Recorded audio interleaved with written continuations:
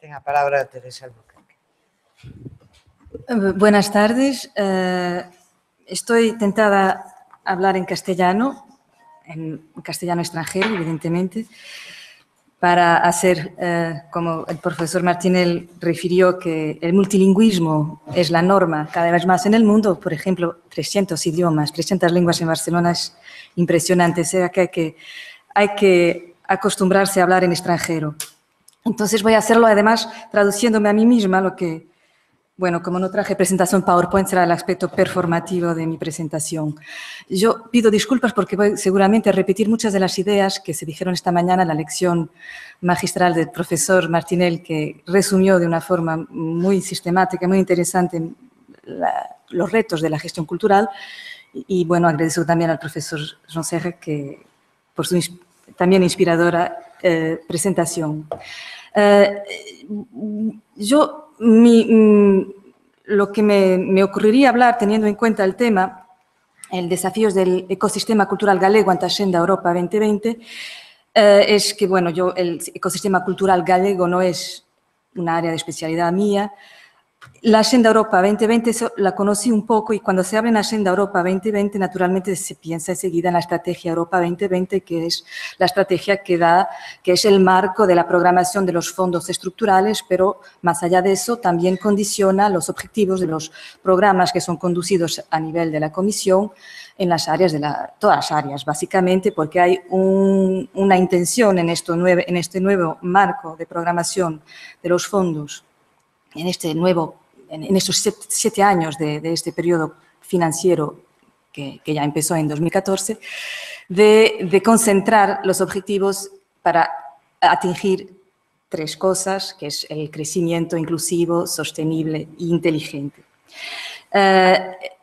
Bueno, no voy a comentar sobre los presupuestos de esto, pero refletir un poco sobre esta estrategia que surge en la secuencia de la estrategia de Lisboa, que pretendía hacer de Europa el mayor mercado del conocimiento del mundo. Bueno, pocos años después de empezar, los resultados fueron considerados decepcionantes y en 2008 ya se hablaba de un sustituto de la estrategia de Lisboa, que eran las estrategias inteligentes, las Smart Specialization Strategies, las estrategias de especialización inteligentes. En 2008 ya se refiere en los medios académicos y muy rápidamente fue adoptada por la DG Regio, que es la dirección general que en la Comisión Europea establece las líneas para la programación de estos fondos. Esto para Portugal es muy importante porque como estamos en una zona de poco desarrollo en comparación con los otros países europeos, casi todo el país beneficia de la parte sustancial de los fondos al revés de España, lo que significa que prácticamente el espacio que tenemos para políticas públicas, se puede decir, bueno, exagerando, se resume a la aplicación de los fondos y en particular en la cultura, porque se puede decir que en Portugal no existe presupuesto para la cultura.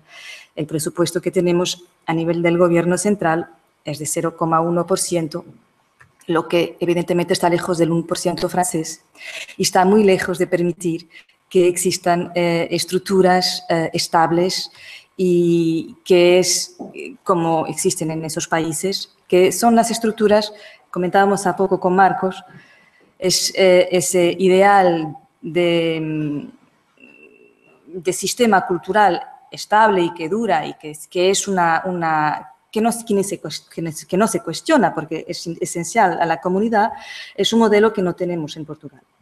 Entonces, es evidente que es difícil llegarmos a competir con las estructuras de esos países, sobre todo en los programas que son conducidos a partir de la Comisión, como es el caso del Creative Europe.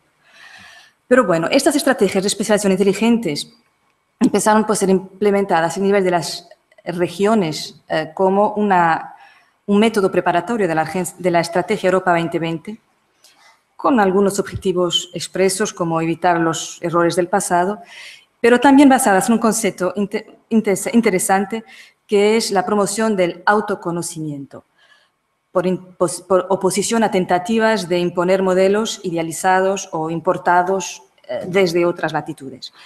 En el desarrollo de estas estrategias, hay una voluntad de aproximación a realidades locales a través de una metodología dinámica e interactiva que incluya la complejidad de las tendencias locales y globales. Bueno, esto en términos ideales, ¿no? Y hay, o sea, subyacente a esta doctrina de las S3, estrategias de especialización inteligentes, el reconocimiento que, para allá del conocimiento técnico y científico, existe un conocimiento sobre cómo realizar procesos elementares y sobre cómo combinarlos de forma eficiente, que es tácito, que no es corporizable ni codificable, ni está listo para ser transferido. Este conocimiento tácito conduce al suceso de los emprendimientos, de las iniciativas, y se basa en ese autodescubrimiento, self-awareness, a que se referían bueno, tengo acá los nombres de las personas que conceptualizaron estos conceptos, en este caso Hausmann y Rodrik. Transferido el concepto de autoconocimiento para la política regional, se trata simplemente, bueno, esquemáticamente de identificar aquello de único que cada región puede ofrecer. O sea, no es un proceso de encerramiento en una realidad local, pero de apertura y de afirmación. No se limita a la tradición, a la modernización o invención, pero incluye la manera de hacer. En definitiva, para mí, este proceso, que es eminentemente distintivo, es un proceso de naturaleza cultural, que asenta en un encorajamiento a la autonomía y a la creatividad de los agentes que operan a nivel local. Se llama empowerment, empoderamiento. Bueno, nivel regional. Al mismo tiempo, el profesor Martinel es una persona mucho más competente que yo en esta materia, pero se desarrollan las teorías de abordaje holístico o sistémico de la cultura. La Organización de las Naciones Unidas, la UNESCO, está defendiendo esta bandera, por ejemplo, en el caso de la Agenda para el Desarrollo post-2015, pero es una vieja idea que también en la conferencia, en la Declaración de México de los años 80 estaba presente, la idea que cultura y sostenibilidad están involucradas y que fue reafirmada en la conferencia de Río 2020, en que se hablaba del cuadrado en la sostenibilidad por oposición al triángulo, incluyendo también la cultura, economía, sociedad y política. Bueno, en todo caso, que sea triángulo, que sea cuadrado, que la cultura esté en el centro o que sea uno de los pilares, está de todas formas relacionadas con los tres elementos, como nos explicó esta mañana el profesor Martinel. Volviendo, bueno, o sea, tenemos la cuestión de las estrategias locales y tenemos la concepción holística y tenemos la programación de los fondos, que es indisociable de la Agenda 2020. Pues sucede que para la programación de los fondos la Comisión estableció 11 objetivos temáticos que deben orientar toda la programación. En esos objetivos no está la cultura. Evidentemente, yo tengo acá los objetivos, si queréis, si no os acordáis de cuáles son. La cuestión de no estar la cultura puede tener ventajas. Una de ellas es que obliga a los agentes culturales a posicionarse en relación a esos objetivos temáticos y a entender qué tipo de contributos puede la cultura traer a cada uno de ellos. Eso hicimos en Portugal cuando se nos planteó la cuestión de la programación de los fondos. Por eso pedí para mostrar acá un site. Hicimos un plan de estudios involucrando 8 centros de investigación, expertos en desarrollo regional y el Instituto Nacional de Estadística, para responder a todas las recomendaciones que hace la DG Regio, que hace la Comisión Europea, en el sentido de demostrar que la cultura tiene impactos virtuosos en cada uno de esos objetivos temáticos. Este plan de estudios ya está concluido Fue presentado el 16 de abril en Lisboa, la sesión final. Aquí tienen todos los PDFs de todos los estudios que pueden consultar y que van desde las recomendaciones relativas a los elementos de diagnóstico y las condiciones ex ante, como le llama la comisión, a la respuesta a todas las cuestiones, desde los instrumentos financieros, la cooperación territorial, la historia de la manera como se gastó dinero en cultura en los diferentes cuadros financieros plurianuales, la relación de la cultura con el desarrollo, con el empleo y la ciudadanía, las industrias culturales, el patrimonio, etc. Bueno, digamos que este es el lado virtuoso, es que, como también refería el profesor Martorell, perdóneme de estar siempre citándole, pero realmente es difícil no encontrar en su ponencia muchos puntos de relación con lo que nos trae aquí, supongo yo, a todos. Es una cuestión de hacer conocimiento en políticas culturales, de producir conocimiento en los medios académicos y de traer también los expertos en desarrollo cultural, no en desarrollo regional, que no son necesariamente expertos en cultura, para traerlos a la reflexión sobre la cultura y sus impactos en sus diferentes dominios de especialidad. De verdad, ninguna de las personas era especialista en cultura, aunque algunos de ellos ya habían trabajado estos temas. Algunos de ellos no los habían trabajado nunca, pero eran y son expertos que gozan de consideración en los medios académicos y de las políticas regionales. La cuestión era también aumentar la awareness, la conciencialización de los impactos de la cultura. Bueno, en resultado, conseguimos en Portugal, lo que parece más o menos obvio es que la cultura está considerada como un elemento transversal a todos los dominios, lo que no impide que la situación de la cultura es, sin embargo, aún incómoda, porque no conseguimos escapar a la enfermedad del departamentalismo, no conseguimos salir del gueto donde la cultura se dejó, yo creo que se fue dejando quedar, y ese es el reto principal que tenemos, es combatir precisamente ese estado, porque me parece que en la cultura hay muchas de las respuestas a lo que llamamos crisis o transformaciones que, bueno, también es bastante obvio, todos sentimos de una manera u otra que están ocurriendo. Yo pienso que todo esto está conectado también con la revolución digital. Se pueden encontrar muchas maneras de entender las transformaciones en curso. Yo pienso que la revolución digital, que es seguramente una de las condicionantes del nuevo mundo para el cual estamos condicionados, será en todo caso uno de los elementos estructurantes de ese nuevo mundo.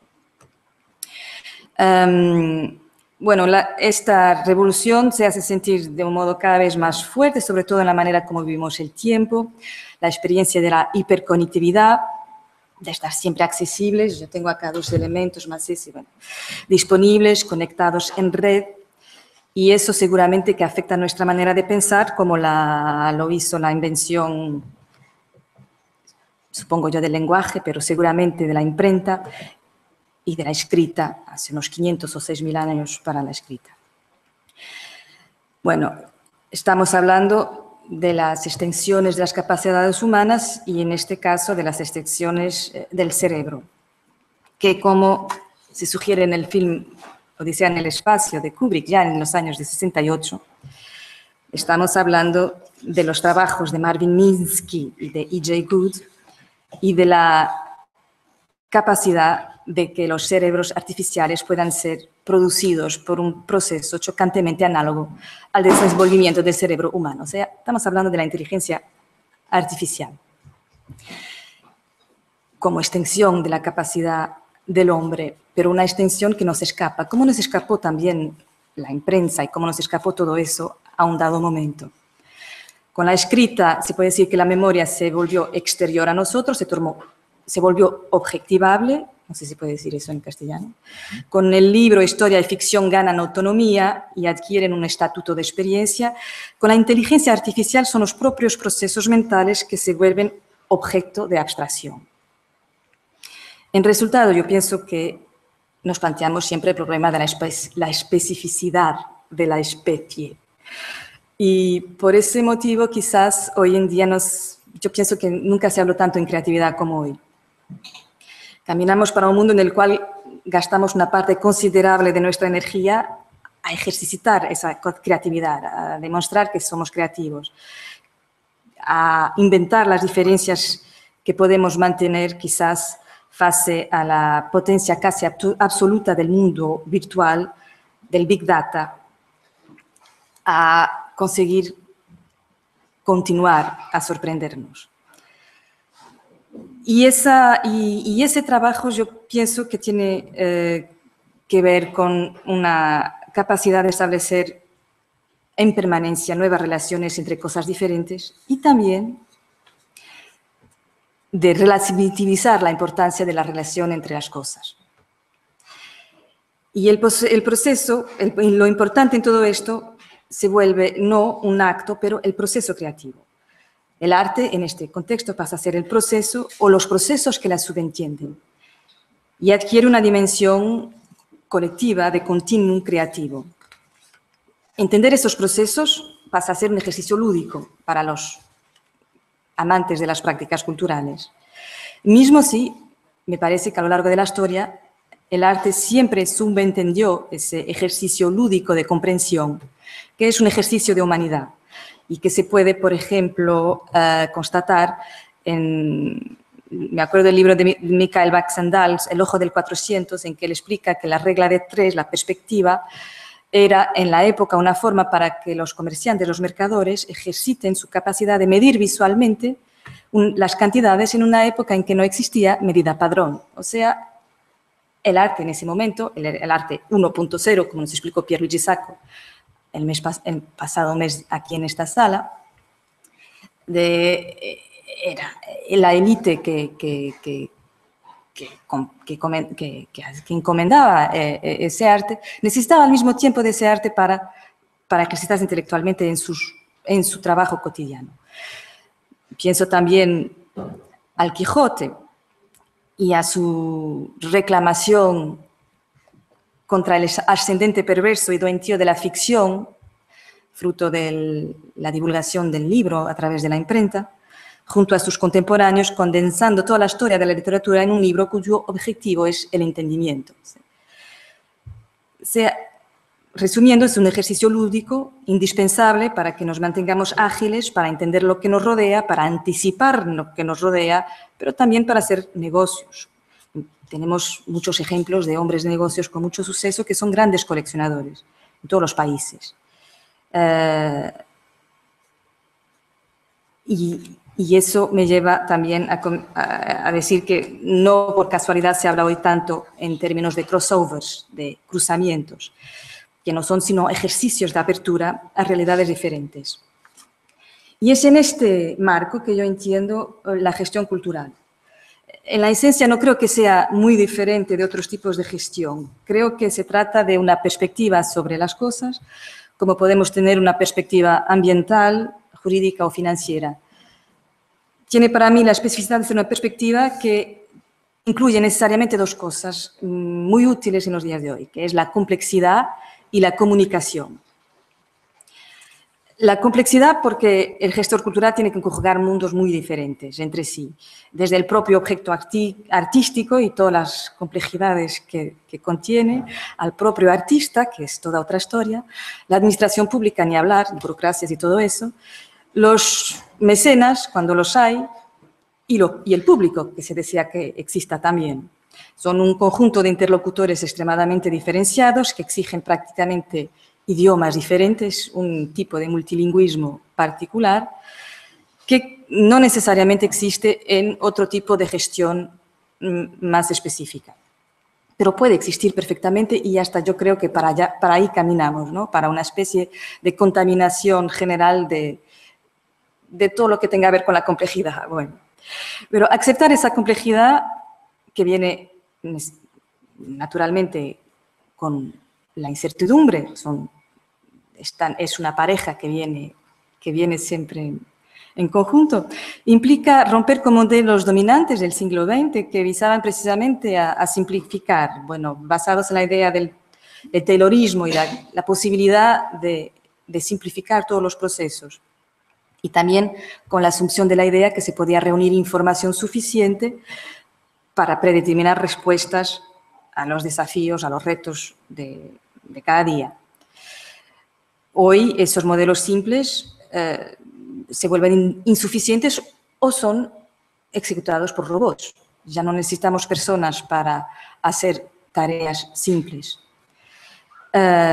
Y la base del menor denominador común que permitía ese recorte de tareas se redució. Y entonces necesitamos realmente mayor flexibilidad y más imaginación. Pero aceptar esa complejidad también implica romper con una estructura jerárquica, de que también se habló aquí hoy, el profesor Serre, que era el marco en el cual subsistía esa realidad que desapareció. Desapareció, aunque, bueno.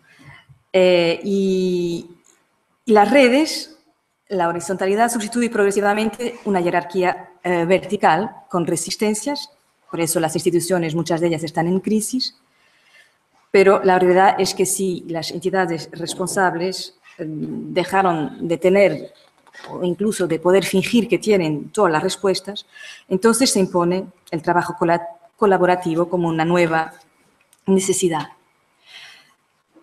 La gestión cultural y la comunicación tratan esencialmente de establecer lazos.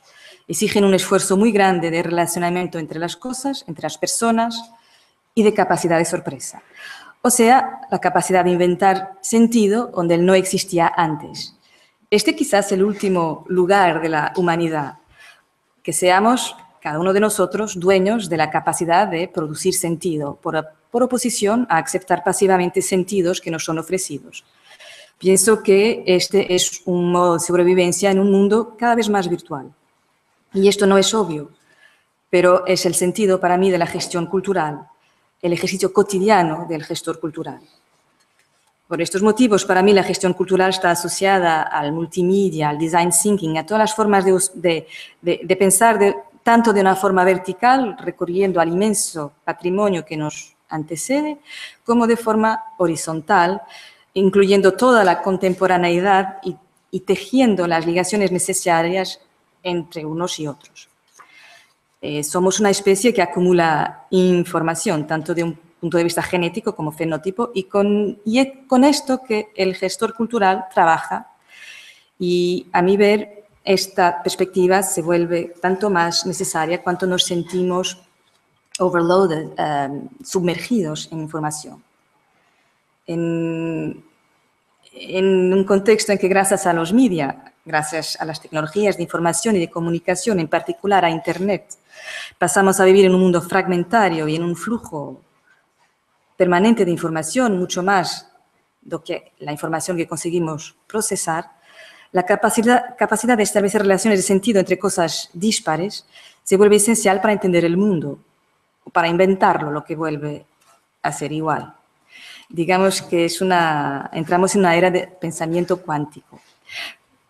Los computadores ya son mucho más inteligentes que nosotros. Y el desafío el reto que tenemos es cómo conseguir ser más creativos como individuos, pero como individuos interligados en red. Y esta es, bueno, la función del gestor cultural a través del arte, de la cultura, a través de la comunicación, provocar el pensamiento creativo, colaborativo y partillado como nos